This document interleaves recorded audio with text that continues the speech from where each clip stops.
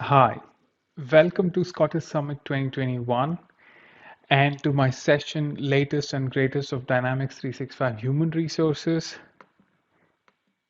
I am Kamal. I work as a Dynamics 365 consultant specialized in human resources, and I'm originally from India, currently living in the Netherlands. Before I start off with the session, a very special thanks to all the sponsors of Scottish Summit 2021, Scriptrunner, DQ Global, Proximo 3, Redspire, Agilesis, Hitachi Solutions. Without your support, this event would not have been possible. Thanks a lot for giving us the opportunity to share about technology and be part of the community. A quick disclaimer before I start off with the actual content of my session. Looking at what I've planned for today's session is to start off with an overview of what happened in the past about Dynamics 365 Human Resources, where I will cover the enhancements that have come through from Release 2020 Wave 2. We will also have a look at a short demo of some of the capabilities that are new and how it works or how to enable them. To end the Release 2020 topic, we will have a look at the general availability timeline to just understand what capabilities are becoming GA when. And then we go into the future, trying to understand what is part of Release 2021 Wave 1, and also discuss about the timeline and how you can stay updated about the latest capabilities that are being launched and staying connected with the community, etc. We will end the session with the key takeaways and a Q&A session. To start off, just having a look at the capabilities that were planned and the focus areas of Release 2020 Wave 2.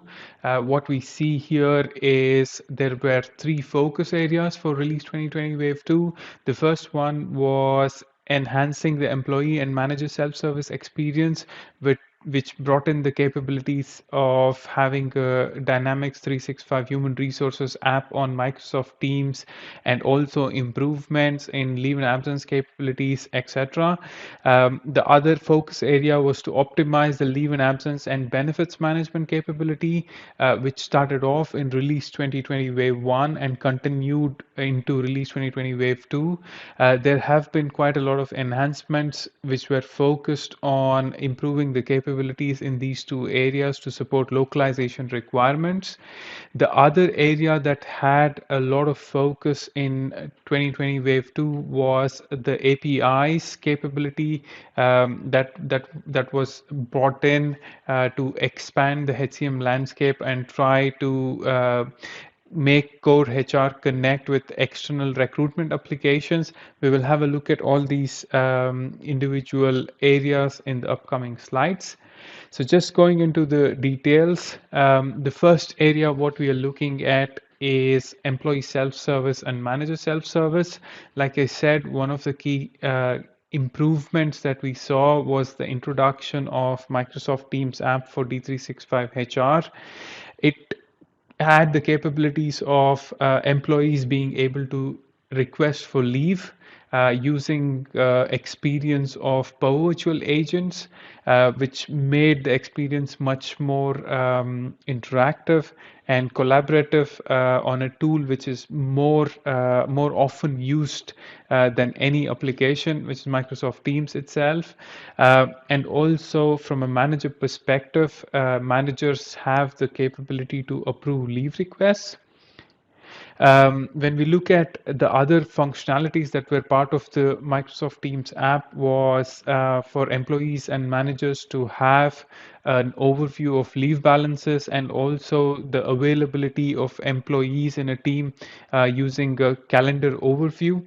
So this kind of sums up what is possible and available at the moment on Microsoft Teams app for D365HR.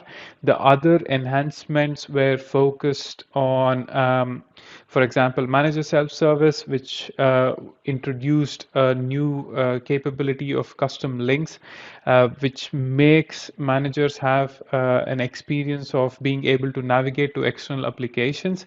This capability was already present for employee self-service. It is extended to MSS now. The other key area that was enhanced was to be able to restrict employees from editing business contact details. So most of the time in organizations, IT teams own the business contact details of all the employees, the official email address and the official phone, and having the capability for us to restrict employees not to change them is a big win, and it would significantly impact in securing the data not being changed without the consent of the IT teams in organizations. So the next area what we are looking at is integrations and extensibility. So this was one of the key areas on Release 2020 Wave 2. If you look at the various aspects that are part of this area, the first one is the enhancement of physical entities that were available on Microsoft Dataverse. So there has been continuous enhancement in all the physical data entities that are available, and it continued in Release 2020 Wave 2. But there was an architectural shift in terms of how Dynamics 365 HR data is made available in Microsoft Dataverse, and that is using virtual entities. So this is a significant change and a huge one, which makes the output, which gives us the output of having almost all the HR data available in Dataverse for integrations or extensibility requirements. I've written a blog about it. Just have a look at how it works together, and how you can enable. There's a step-by-step blog from me. You can have a look at it, so that you can give it a try on your customer or trial environments. The next area what we have is about enabling simplified integration with recruitment providers. So this is one of the focus areas again from the product team, which is related also to LinkedIn Talent Hub integration and enhanced candidate profile on personal management, and also open position request by managers. So these four enhancements are related to expanding the recruitment landscape on HCM overall. So the capability of core HR being able to integrate with external recruitment applications makes the customers and partners think of using external solutions for having a better ATS experience, at the same time making the data flow from application tracking systems into core HR. So this was about Dynamics 365 human resources integrations and extensibility enhancements. Next, when we look at leave and absence enhancements that have continued from Release 2020 Wave 1 into Wave 2, we saw some enhancements such as providing additional insights in leave calendar views. So there are new filters coming up, and the way the data looks on the calendars are getting better. So that's providing additional insight in leave calendar views. The next topic what we are looking at is the manager cross company view of leave information. In the past, managers had to switch legal entities when they had to look at leave of team members within their team, but now that is made easy from a manager self-service perspective. Managers are able to get an overview of their team members who are spread across different legal entities in a single view. The other enhancement we saw was additional insights to leave balances on employee self-service and manager self-service. There are a few additional columns and calculations that are incorporated to make the lives of employees and managers better. There is an overall workflow experience enhancements in terms of how workflow looks and feels and how it can be accessed by employees and managers. We will have a look at it in the demo in the next part of the session. The next area was workflow enhancements. The organization and personal management workflows are enhanced in terms of user experience. So there are two aspects related to UI that are changed. The first one is as an employee or a manager, when you have a workflow that is assigned to you, when you come into your landing page, the workflows that are assigned will be available on the landing page directly, where you can access the workflow and directly approve or reject. The other aspect is the approve, reject, or any action buttons are made a bit more obvious and actionable on the screens.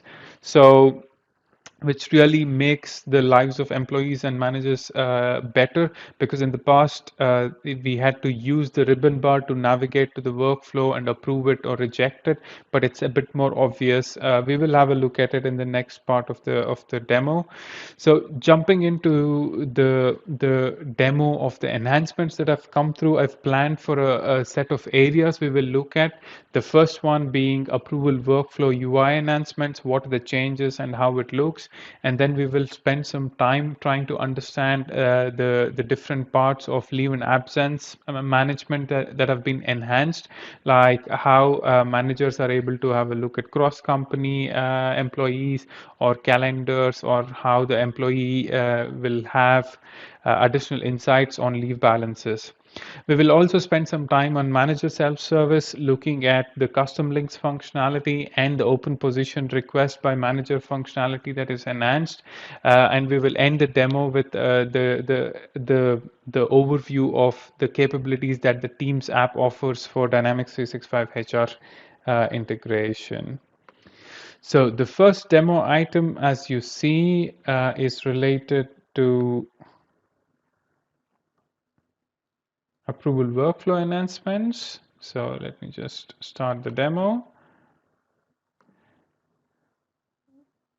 So that's so what I'm doing now is I'm navigating to personal management workspace, and I'm opening active positions form, in which I will be able to make a change and trigger a workflow so that we can have a look at what are the changes. So I'm editing the position now, and I'm selecting the action which has a workflow link to it, and I'm selecting a reason code for the change on the position. I'm changing the FTE of this position from 1 to 0.8. As you see, the button submit is more obvious now. So you can see the button highlighted in blue and easily accessible. So that is one of the changes. And when you come back as an employee to check what is the status of the request that you've made, the buttons are again available, so you can recall the workflow using the button or view history from there. So that is a slight change in terms of how you're able to access the workflows now. And when a manager comes in, you can see that the approval workflow is already available on the landing page, and the manager is able to access the approval workflow. And the approve buttons are already available, or the manager can reject, deny, etc., take other actions also. So at the moment I'm approving the workflow. So Benjamin is the manager, and I'm putting a comment telling approved by Benjamin and submit. So the view history button is also available. So all the actions from an approval perspective are made more obvious and actionable on the UI. So that is the change in terms of what is improved. So that was the first demo. So if we go to the next topic, we are looking at leave and absence. So we will start the demo as an employee, opening self-service and requesting for some time off. So I'm requesting time off as an employee. I want to take some time off on a particular leave type for a few hours on a particular day. And I'm submitting the leave request now to be approved by the manager. And this is from the view of an employee.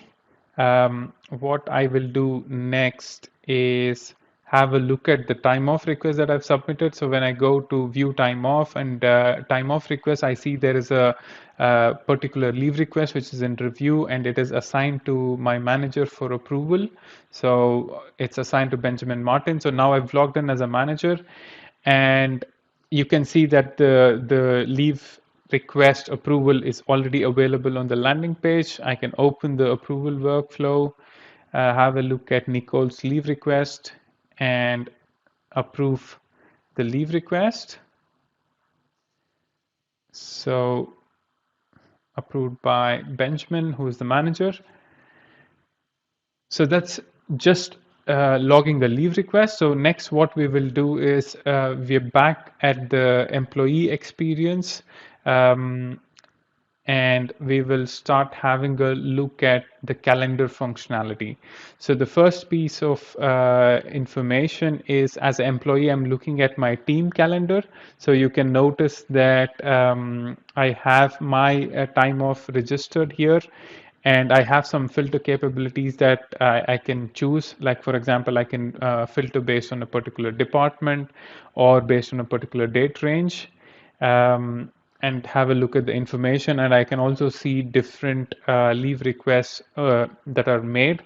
And now we are back to the manager overview, where on my team tab there is a capability of looking at manager absence calendar. So manager absence calendar is similar to the team absence calendar, but it has a bit of extra filtering capabilities and view options. So I can select a date range here, or I can choose a manager within my team to have a look at the indirect reports in the overview, or I can put a filter on a department, for example. And there are also other capabilities using the filtering option of view, which we will have a look at later.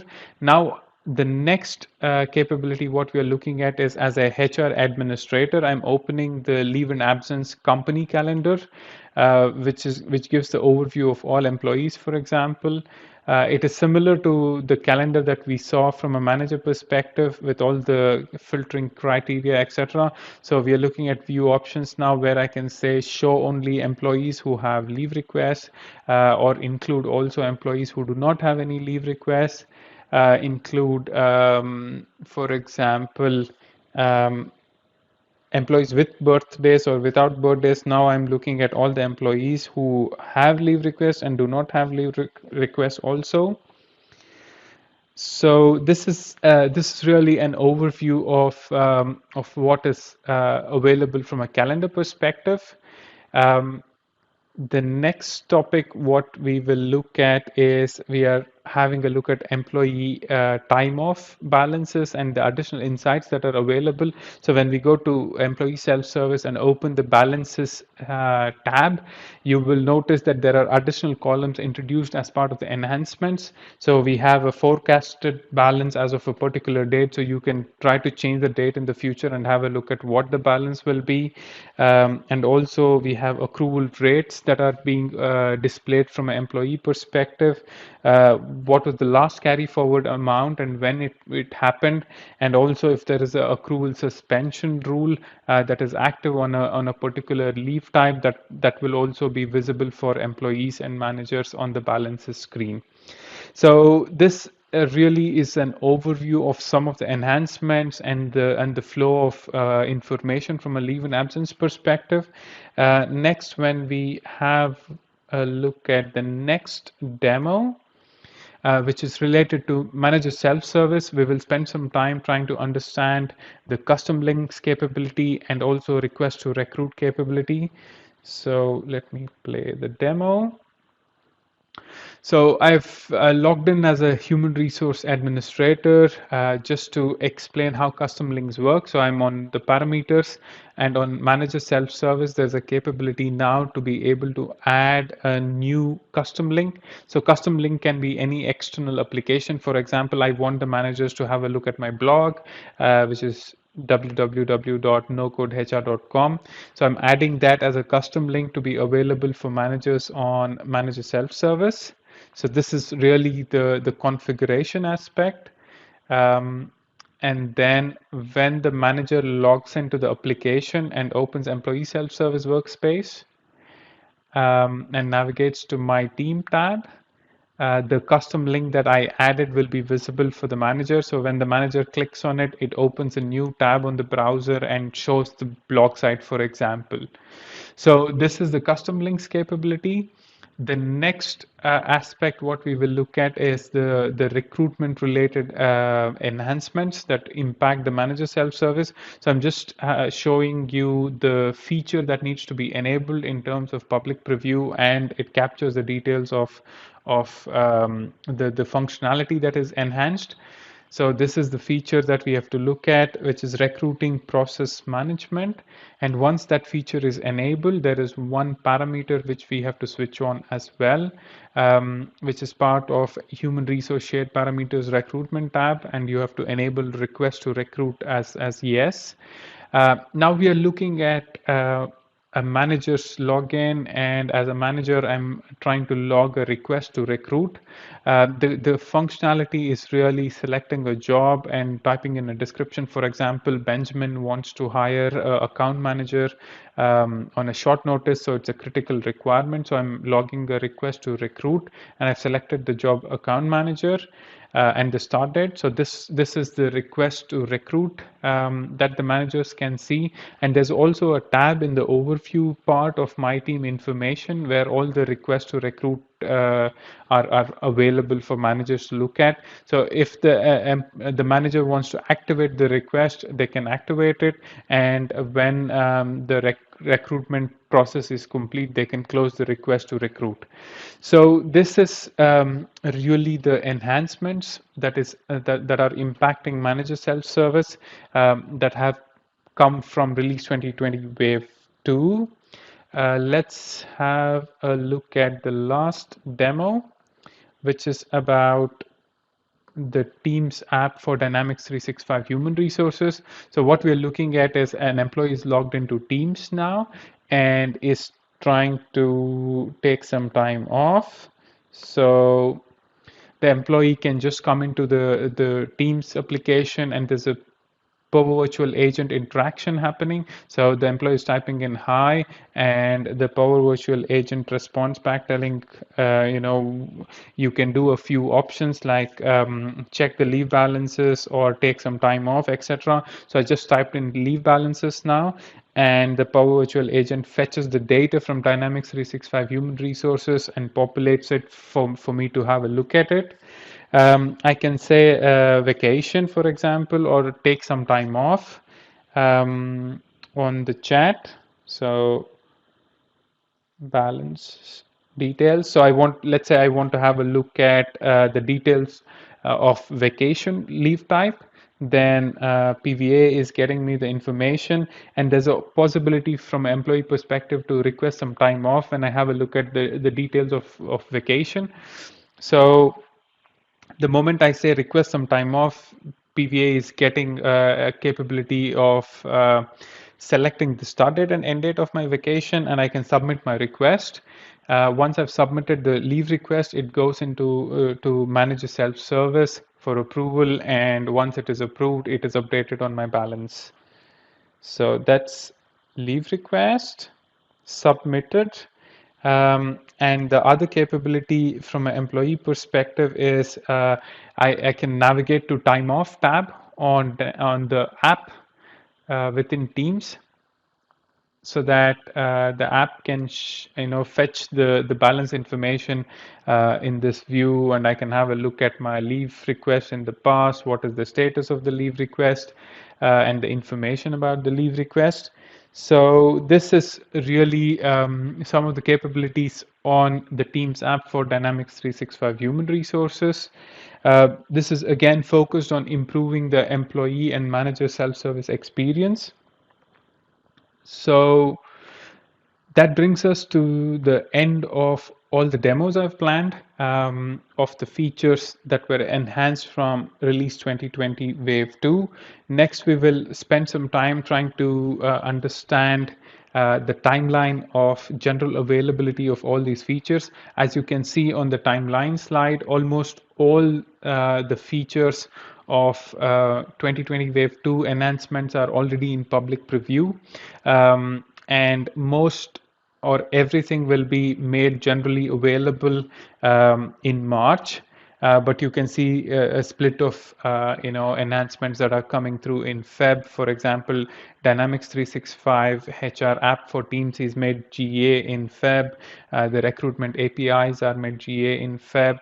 There are some other recruitment related enhancements like candidate profile from ATS and manager recruitment requests. They're all made GA in Feb. So this is really a timeline.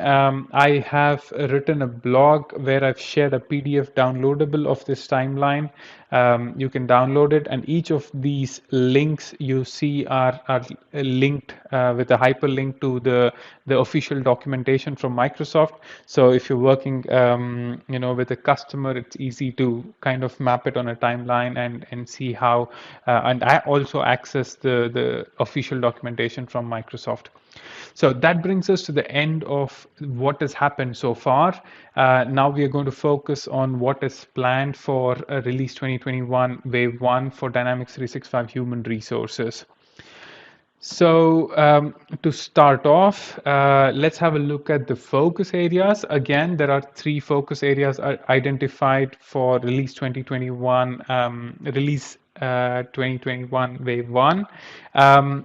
The first one being expanding the HCM integration landscape. So that is a continuation of what is already done from Release 2020 Wave 2. So we will see some more integration related APIs coming up, or some more capabilities which is related to expanding the capabilities of core HR and making it more integratable with other applications. So that is the first focus area. The second focus area is all about employee experience. So we will also see some more investments from the product team to make the product more seamlessly working with the rest of the Microsoft technology stack. It can be with Azure or Teams or Power Platform or Microsoft 365 applications. So that's a continuation again from what is already being done from Release 2020 Wave 2. The other area we see as part of 2021 Wave 1 is app unification. I think this is something new that the product team is working on to make the platform more simplified and make the application lifecycle management and extensibility a bit more simplified in terms of how Dynamics 365 human resources is working in terms of how it is managed on LCS, or how it integrates with the rest of the Dynamics 365 application stack. So we have to wait for more information maybe around this topic, but just to spend some time understanding what is already planned and available in the timeline and roadmap documentation. The first area what we are looking at is benefits management. There is an increased focus in terms of the capability of benefits management. It is already quite enhanced from the previous year, but we will see some more enhancements like benefits notifications or custom field support, and also using custom fields for making the benefits eligibility profiles. And the most important from my perspective is the availability of benefit summary statement, which is a consolidated view of employee benefits, and also from an administrator, it's a consolidated view of benefits from a set of employees or a specific employee. So this is really an area which will help make the benefits management functionality more smooth and better user experience, I would say. So that's the first area. The next area, like I said, there is a continuation of integrations and extensibility focus. So we can expect more APIs to support payroll integration scenarios, or deep linking capability with single sign-on for both employees and human resource professionals. This is one of the areas which I am exploring also, and trying to understand what are the changes and how it will help employees and HR professionals. There's embedded experience. There are some enhancements around this area which will also again impact employees and HR teams. The next area is leave and absence. Again, it continues from the previous year. The key difference when we compare with the enhancements from the last year to this year is we will have a new persona introduced, I think, which is absence manager, and some capabilities like having an alternate hierarchy for approvals, not just the line manager hierarchy, and also making the absence calendar available for a team and view team member balances, for example. So there are some enhancements planned in leave and absence, which is excellent, and which will help in supporting more country localizations and different type of HR requirements. When we look at the timeline of release 2021 wave 1, we have a total of 6 enhancements on the roadmap at the moment, and it is spread from March till July.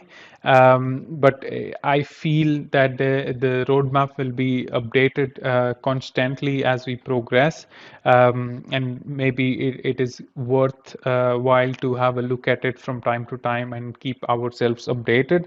And I will do that every month with a monthly update on what's new. So I will update the timeline. I will have a look at the documentation, give a try on the new capabilities that are coming up, and write a blog about it. So you can subscribe to my blog and receive the notifications about what's new every month. In the same way, the capabilities are split from a general availability perspective, as you see on the screen now. Again, these two slides have the links to official documentation. So I've split the enhancements on a timeline and linked them to the official documentation so that we are able to look at what the capabilities are specifically. That brings to the last part of my presentation, which is key takeaways. When we look at the overall product and how it is evolving, Dynamics 365 Human Resources as a solution, there are three key takeaways from the roadmap of 2020 and 2021. Leave and absence and benefits management are the two key functional areas that are being focused by the product development team, and they are already enhanced quite significantly in 2020, and it only continues to improve. So there's a lot of investment in that area to make the solution stronger and also make the solution capable to support localized requirements. The next area or the next takeaway for us is there is also quite a significant investment focused on employee experience, like what you saw in terms of the Teams app for D365HR, which makes the employee and manager experience very smooth, or the integration capabilities with Microsoft Dataverse, for example, to expose all the HR data using virtual data entities. So there's a lot of investment in that area to make the user experience very smooth of how we use Dynamics 365 Human Resources, which I think is a huge positive in terms of how the product is evolving.